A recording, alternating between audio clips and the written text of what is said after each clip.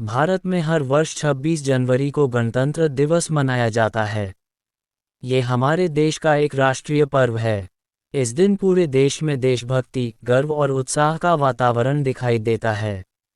ये दिन इसलिए महत्वपूर्ण है क्योंकि 26 जनवरी 1950 को भारत का संविधान लागू हुआ था और भारत एक संपूर्ण गणतंत्र राष्ट्र बना।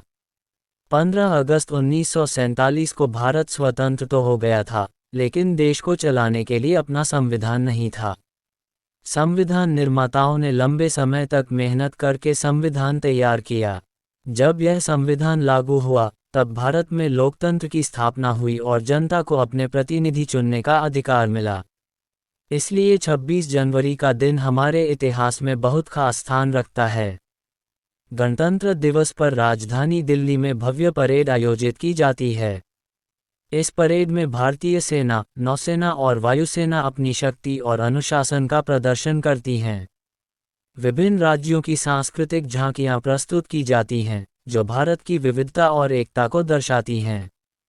इस दिन वीर सैनिकों, नागरिकों और अन्य योगदान देने वालों को सम्मानित भी किया जाता है। देश भर के स्कूलों, कॉलेजों और सरकारी संस्थाओं में भी ये दिन धूमधाम से मनाया जाता है। ध्वजारोहण किया जाता है, राष्ट्रगान गाया जाता है, बच्चों द्वारा सांस्कृतिक कार्यक्रम प्रस्तुत किए जाते हैं और देशभक्ति के गीत गाए जाते हैं। ये दिन हर भारतीय के मन में देश के प्रति प्रेम और सम्मान को और गहरा कर देता है।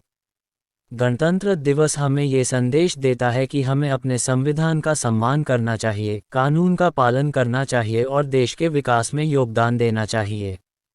हम सभी को मिलकर अपने देश को मजबूत, सुरक्षित और प्रगतिशील बनाना चाहिए। अंत में कहा जा सकता है कि गणतंत्र दिवस सिर्फ एक उत्सव नहीं, बल्कि हमारे लोकतंत्र, एकता और स्वतंत्रता की पहचान है। ये हमें हमारे कर्तव्यों और जिम्मेदारियों की याद दिलाता है। जय हिंद।